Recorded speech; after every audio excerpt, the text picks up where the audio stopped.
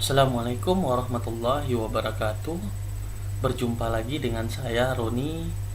Kali ini kita akan membahas tentang mesin pemindah bahan atau sering disebut dengan material handling. Pada perkuliahan kita kali ini kita akan coba membahas apa itu mesin pemindah bahan atau material handling.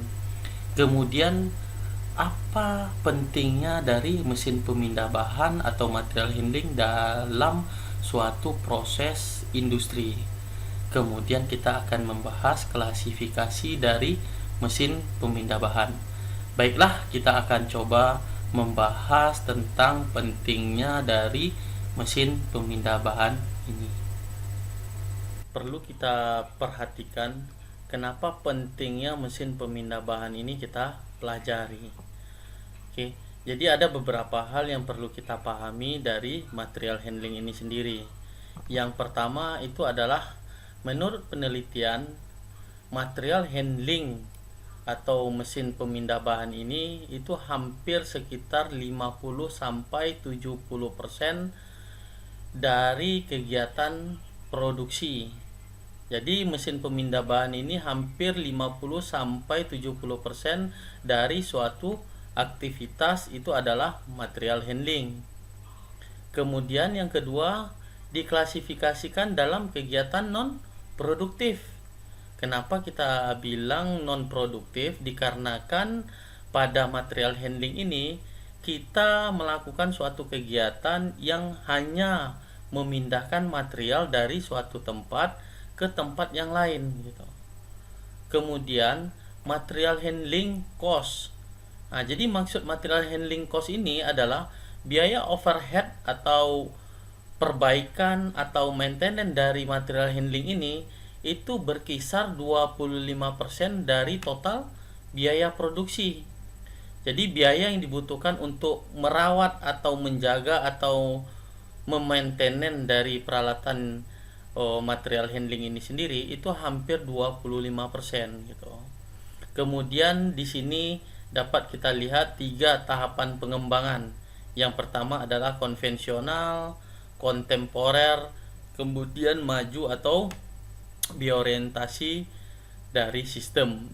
Jadi secara tidak langsung mesin pemindah bahan ini adalah sangat diperlukan di dalam suatu industri, baik itu industri manufaktur maupun industri konstruksi maupun industri otomotif gitu. Nanti akan kita lihat seperti apa contoh peralatan-peralatan dari material handling ini sendiri gitu. Oke. Klasifikasi peralatan dari material handling ini sendiri kita klasifikasi atau kita bagi menjadi 3 tipe utama. Yang pertama adalah konveyor atau sering disebut dengan ban berjalan, di mana konveyor ini sendiri dapat kita lihat di berbagai tempat seperti di bandara, di mana di bandara tersebut peralatan atau tas koper penumpang itu diletakkan di atas konveyor. Kemudian yang klasifikasi yang kedua adalah kren. Jadi kren ini sendiri adalah suatu peralatan atau material handling untuk memindahkan suatu material dari suatu tempat ke tempat yang lain. Nah, kalau ini dapat kita lihat pada saat pembangunan gedung-gedung bertingkat. Kemudian ada klasifikasi yang ketiga adalah truk, di mana truk ini adalah alat angkut atau kereta. Jadi truk di sini seperti dapat kita lihat pada tambang atau tambang batu bara, di mana material batu bara ini sendiri dibawa dari suatu tempat ke pabrik itu menggunakan truk. Dapat dijelaskan seperti ini. Konveyor dapat kita lihat pada gambar yang ada di depan ini sendiri. Jadi di sini dapat kita lihat bahwasanya suatu peralatan yang bergeser secara bertahap dari satu titik ke titik yang lain. Nah, jadi konveyor ini digunakan untuk memindahkan material secara kontinu dengan jalur yang tetap. Jadi konveyor ini sendiri jalurnya itu tetap, kemudian material akan bergerak di atas konveyor ini. Nah, di mana konveyor ini banyak digunakan untuk memindahkan material secara kontinu. Nah, jadi perbedaan antara konveyor dengan manusia, kalau konveyor 24 jam bisa beraktivitas atau bekerja secara kontinu, sedangkan kalau manusia memiliki keterbatasan gitu. Jadi konveyor ini sendiri banyak digunakan di industri manufaktur atau industri otomotif. Kemudian ada materi berikutnya, nanti untuk lebih jelas dari materi konveyor ini akan kita kupas pada pertemuan berikutnya. Kemudian kren dan hoist. Jadi kren ini sendiri dapat kita lihat pada gambar yang ada di depan. Itu adalah peralatan yang digunakan untuk memindahkan beban secara terputus-putus dengan area terbatas. Jadi tower crane ini sendiri dapat kita lihat pada saat pembangunan gedung bertingkat, di mana konveyor ini, di mana crane ini sendiri digunakan untuk memindahkan material dari suatu titik ke titik yang lain, di mana areal dari pembangunan gedung itu sendiri adalah terputus, terbatas. Nah, jadi perbedaan antara bel konveyor dengan crane, di mana konveyor tadi adalah secara kontinu, sedangkan crane dan hoist itu adalah di area terbatas. Nah, kemudian klasifikasi yang ketiga adalah truk. Jadi truk yang digunakan, yang digerakkan tangan atau mesin, dapat memindahkan material dengan berbagai macam jalur yang ada. Nah, jadi kalau kita lihat pada gambar ini sendiri, di mana material yang akan dipindahkan ini memiliki jalur sendiri. Nah, secara tidak langsung di sini truk digunakan untuk memindahkan material dari suatu titik di mana areal tersebut memiliki luas yang cukup. Jadi ketiga materi tentang konveyor, kren, kemudian truk nanti akan kita bahas pada sesi berikutnya. Kemudian akan kita bahas itu adalah material handling atau perpindahan bahan. Itu adalah suatu aktivitas di mana aktivitas ini memindahkan bahan atau material dari satu titik ke titik yang lain, dengan jarak tertentu. Di mana perpindahan merupakan gerakan yang tidak produktif, dikarenakan kenapa? Gerakan di sini hanya cuman memindahkan material dari satu titik ke titik yang lain. Di mana material handling ini tidak ada value added-nya, nilai tambahnya tidak ada. Lantaran kenapa? Ya cuman sekedar memindahkan material dari satu titik ke titik yang lain gitu. Pada produk kecuali hanya perpindahan. Jadi material handling ini sendiri itu hanya untuk memindahkan. Di mana berdasarkan atau menurut AMHS, American Material Handling Society, material handling itu sendiri adalah seni dan ilmu yang meliputi penanganan yang sering kita sebut dengan handling, kemudian pemindahan itu adalah moving, pembungkusan atau pengepakan ada packaging, kemudian penyimpanan ada storing, dan pengendalian atau pengawasan itu adalah controlling dari bahan material dengan segala bentuk. Jadi material handling ini adalah yang terdiri dari beberapa pergerakan atau bagian-bagian yang akan kita kendalikan. Tujuan pokok dari material handling sendiri itu adalah yang pertama adalah menambah kapasitas produksi, di mana jika kita memanfaatkan tenaga manusia untuk memindahkan material dari satu titik ke titik yang lain akan membutuhkan waktu yang cukup lama. Sedangkan kalau kita menggunakan material handling seperti konveyor, maka secara tidak langsung kapasitas produksi kita akan bertambah. Kemudian yang kedua, mengurangi limbah buangan. Maksudnya mengurangi limbah, ibaratnya pekerjaan yang ada di suatu industri itu dapat kita kontrol secara tidak langsung.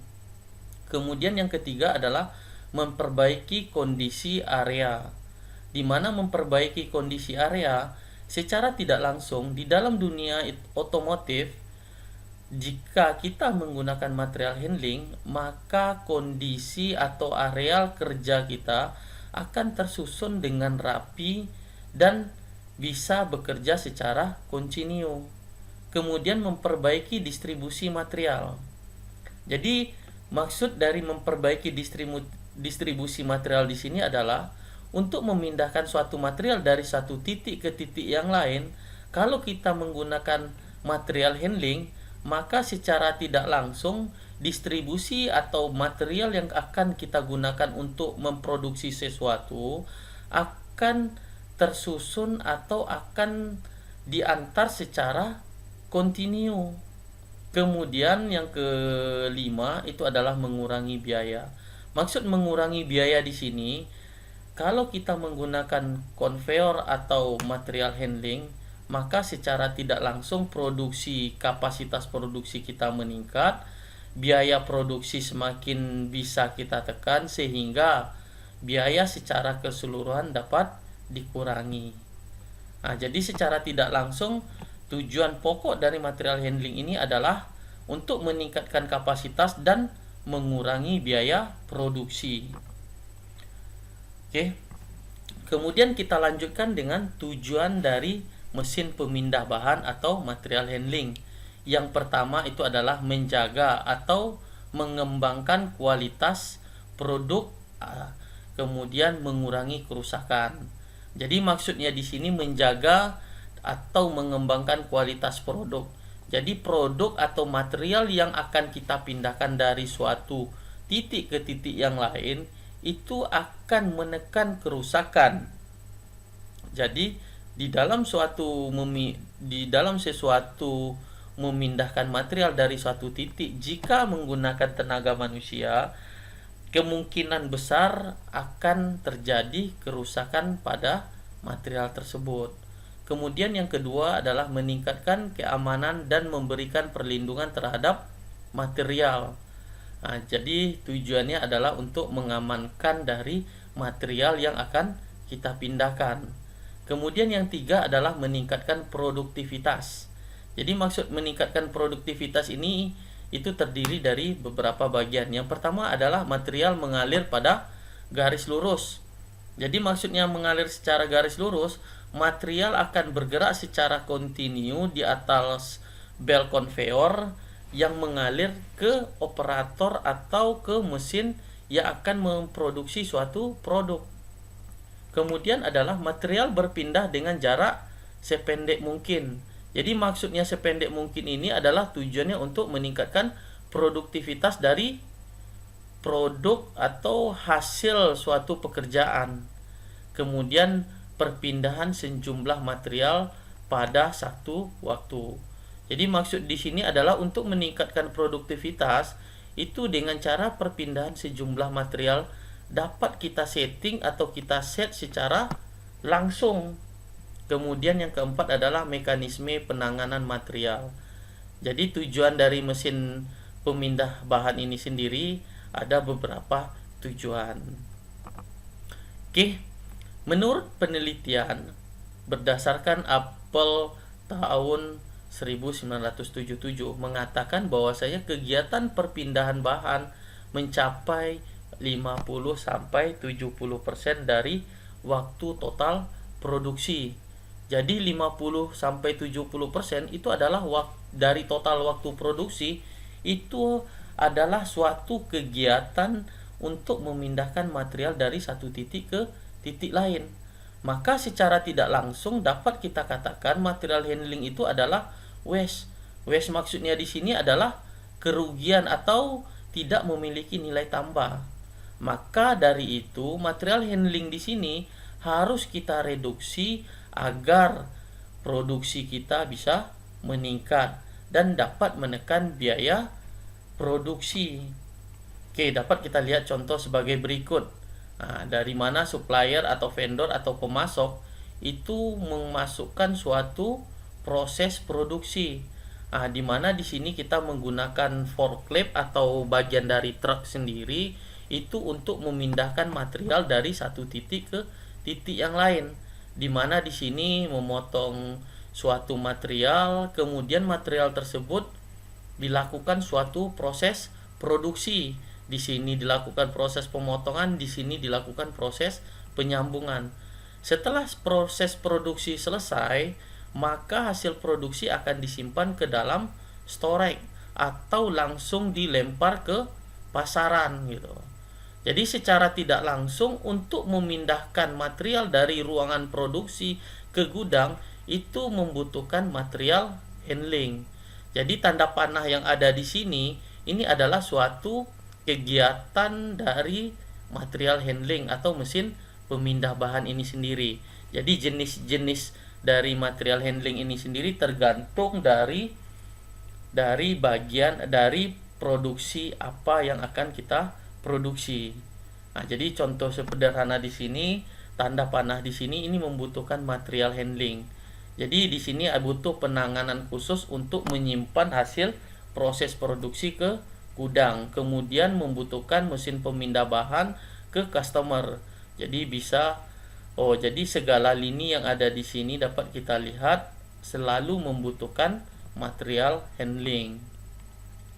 Oke, jadi istilah-istilah umum dari mesin pemindah bahan adalah transport.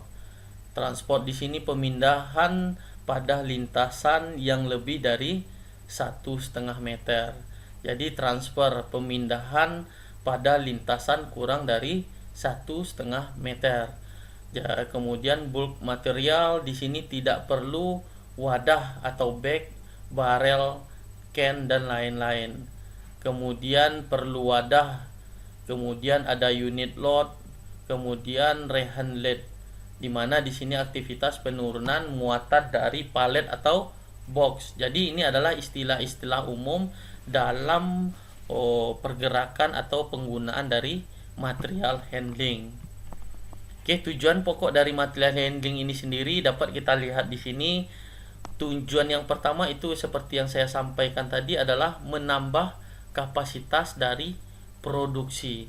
Ujung-ujungnya apa? Setelah kapasitas produksi kita menambah, secara tidak langsung biaya produksi dapat kita tekan sehingga modal atau harga dasar dari suatu produk yang kita hasilkan dapat kita tekan pembiayaan produksi. Jadi tujuan material handling ini sendiri adalah tujuan akhirnya adalah menambah kapasitas produksi dan menekan pembiayaan.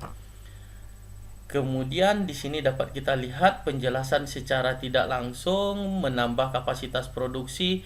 Di sini menambah produktivitas kerja per man per hours. Jadi berapa per pekerja, berapa per jam meningkatkan produktivitas dari pekerja itu sendiri. Kemudian meningkatkan efisiensi dari efisiensi mesin atau peralatan handling dengan mereduksi downtime. Jadi maksud downtime di sini adalah waktu tunggu. Jadi waktu tunggu di sini dikala kita selesai mengerjakan sesuatu secara tidak langsung di dalam suatu industri harus melanjutkan pekerjaan berikutnya. Jangan sampai ada waktu kosong atau downtime menunggu material berikutnya. Kemudian menjaga kelancaran aliran kerja. Jadi dari satu pekerja ke pekerja lain itu harus diperhatikan sehingga butuh suatu penanganan dari material handling. Kemudian mengurangi waste di sini maksudnya itu adalah proses memindahkan material secara hati-hati. Nah, jadi secara hati-hati di sini bisa-bisa merusak dari produk atau material yang akan kita gunakan. Kemudian fleksibel. Yang ketiga adalah memperbaiki kondisi area kerja. Itu adalah menjaga area kerja aman dan nyaman, mengurangi faktor kelelahan operator. Jadi kalau kita menggunakan material handling, secara tidak langsung pergerakan dari material dapat kita atur secara kontinu.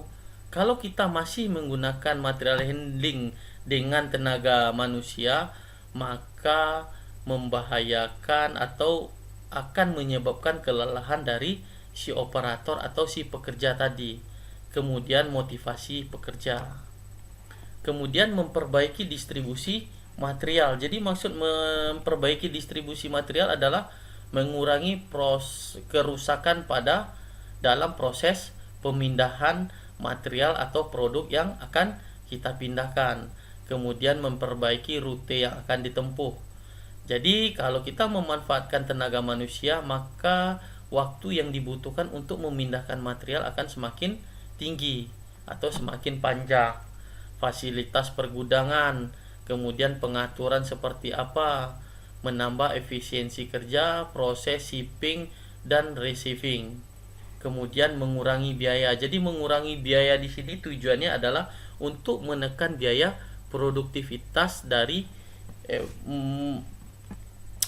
meningkatkan atau menekan pembiayaan dari suatu produk yang dihasilkan. Kemudian mengurangi dan mengendalikan inventory. Jadi inventory di sini adalah untuk menekan penyimpanan dari suatu produk yang dihasilkan. Kemudian pemanfaatan luas area secara optimal. Jadi areal kerja kita secara tidak langsung akan bergerak secara kontinu. Kemudian di sini ada prinsip-prinsip material handling. Yang pertama ada orientasi, kemudian ada perencanaan atau planning, kemudian sistem, kemudian ada unit load, kemudian di sini ada space utilization, kemudian standarisasi dan ergonomik. Jadi prinsip-prinsip dasar dari material handling ada beberapa hal yang perlu kita perhatikan. Jadi yang pertama itu adalah orientasi. Jadi orientasi di sini maksudnya bertujuan untuk menyesuaikan permasalahan dan identifikasi besar permasalahan, kemudian pembatasan dan tujuan. Jadi dikala kita memilih suatu peralatan dari material handling, maka kita harus mengorientasi, melihat situasi ruangan kerja kita seperti apa. Kalau area kerja kita untuk membangun konstruksi, maka kita harus memilih peralatan-peralatan material handling yang sesuai dengan kondisi lingkungan area kerja. Kemudian kita planning, kita rencanakan. Di mana merencanakan ini adalah membangun rencana yang fleksibel dan relevan untuk masa mendatang. Kemudian ada sistem di sini mengintegrasikan seluruh aktivitas mulai dari receiving sampai pengiriman. Kemudian ada unit load. Unit load di sini dirancang sebesar mungkin. Kemudian ada yang terakhir adalah ergonomik. Ergonomik di sini adalah merancang peralatan metode dengan memperhitungkan interaksi manusia dengan mesin. Jadi ergonomik di sini kita merancang suatu peralatan handling itu disesuaikan dengan seberapa tinggi tingkat interaksi antara manusia dengan mesin. Kemudian ada di sini ada energi, ekologi, mekanik, kemudian gravity. Di sini banyak istilah-istilah di dalam prinsip-prinsip dalam material handling. Untuk lebih jelasnya nanti akan kita bahas pada pertemuan berikutnya. Di sini ada aturan perencanaan dari material handling sendiri seperti apa, kemudian dasar-dasar pemilihan metode peralatan yang akan kita gunakan. Mungkin sekian pertemuan kita untuk materi hari ini. Mudah-mudahan dapat bermanfaat. Selamat malam. Assalamualaikum warahmatullahi wabarakatuh.